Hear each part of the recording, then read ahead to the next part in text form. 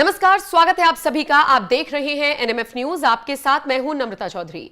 BJP का अगला राष्ट्रीय अध्यक्ष कौन होगा, यह सवाल तो सबके जहन में है, लेकिन इसका जवाब किसी के पास नहीं। और जो जवाब आपको मिल भी रहे होंगे वो हर मुंह से अलग अलग मिल रहे होंगे, यानी जितने मुंह उतनी बातें, जितने नेता उतनी दावेदारी। लेकिन इन सबके बीच आज एक नाम मैं ऐसा लेने जा रही हूं जिसको लेकर ऑलमोस्ट ये दावा किया जा रहा है कि आरएसएस यानी कि संघ ने इस नाम को चुन लिया है। और सबसे बड़ी बात, मोदी और शाह के लिए यह नेता, यह नाम गले की फांस बन सकता है। मैं बात कर रही हूं संजय जोशी की।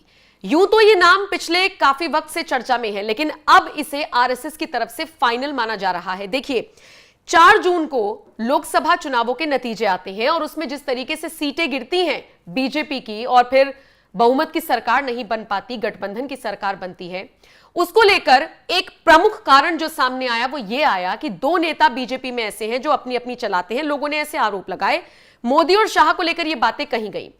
चुनावों से ठीक पहले जेपी नड्डा का बयान आपको याद होगा, जो आरएसएस को लेकर उन्होंने दिया था, और कहा गया कि आरएसएस से अदावत करना बीजेपी को भारी पड़ा क्योंकि चुनाव वाले दिन आरएसएस का कार्यकर्ता बाहर नहीं निकला। यह तो रही इतिहास की बात। अब जो भविष्य है वो कहीं ना कहीं संजय जोशी के पक्ष में जाता हुआ दिख रहा है। क्यों? क्योंकि आरएसएस नहीं चाहता कि बीजेपी के राष्ट्रीय अध्यक्ष के पद पर अब कोई ऐसा शख्स बैठे जो मोदी और शाह की हां में हां मिलाए। उन्हें कोई ऐसा नेता चाहिए जो उनकी सुने, उन्हें कोई ऐसा नेता चाहिए जो निष्पक्ष तौर पर आगे बढ़े, उन्हें कोई ऐसा नेता चाहिए जो बीजेपी और आरएसएस की विचारधारा को एकजुट करके आगे लेकर चले, ना कि अपनी मनमर्जी कोई चला सके। तो संजय जोशी क्यों बेहतरीन नेता और क्यों पहली पसंद आरएसएस की है, वो भी आप सुन लीजिए। सबसे पहले तो मैं आपको यह बता दूं कि ये वही संजय जोशी हैं जो आरएसएस या फिर कह लीजिए संगठन के सबसे मजबूत नेताओं में से एक माने जाते रहे हैं। ऐसे में माना जा रहा है कि संजय जोशी को फ्रंट फुट पर लाकर क्या मोदी और शाह पर नकेल कसने की तैयारी आरएसएस कर रहा है। संजय जोशी के रहते हुए मोदी और शाह अपनी इतनी नहीं चला पाएंगे जितनी वो जेपी नड्डा के रहते हुए चला पाए। आपको मैं एक और बात बता दूं संजय जोशी को लेकर। गुजरात में संजय जोशी और नरेंद्र मोदी ने एक साथ काम किया। दोनों अलग अलग पदों पर थे, लेकिन काम दोनों एक साथ करते हुए नजर आए। लेकिन धीरे धीरे दोनों में अदावत शुरू हो गई, दोनों में झगड़े शुरू हो गए। बताया जाता है कि 2001 आते आते यह विवाद जबरदस्त तरीके से बढ़ गया।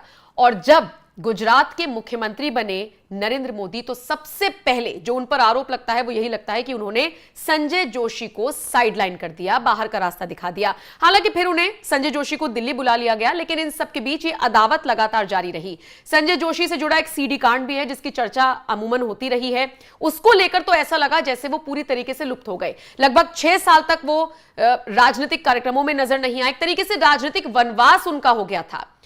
उसके बाद 2012 आते आते तो उन्होंने इस्तीफा भी दे दिया था। लेकिन अब 2024 में आरएसएस उन्हें एक बार फिर से फ्रंट फुट पर लाने की तैयारी कर रहा है, क्योंकि मोदी और शाह पर शायद आरएसएस नकेल कसने की कोशिश कर रहा है। संघ को चाहिए ऐसा जो उनकी सुने, जो उनको समझे। मैंने जैसा कि पहले भी कहा, संघ और बीजेपी की विचारधारा को एकजुट करके आगे चले, 2 दिशाओं में आगे ना दौड़ाए, जो कि पिछले कुछ सालों में देखा गया है और आरोप लगे हैं। इसलिए संजय जोशी इस वक्त सबसे प्रमुख दावेदार बताए जा रहे हैं, लेकिन इसी के साथ गले की फांस बने हुए हैं मोदी और शाह के। संजय जोशी का नाम ऑलमोस्ट तय है, लेकिन कब तक मुहर लगेगी, कब तक फाइनल ऐलान होगा, यह देखना फिलहाल बाकी है। आप इस खबर को किस तरह से देखते हैं, कमेंट सेक्शन में अपनी राय हमें जरूर दीजिएगा।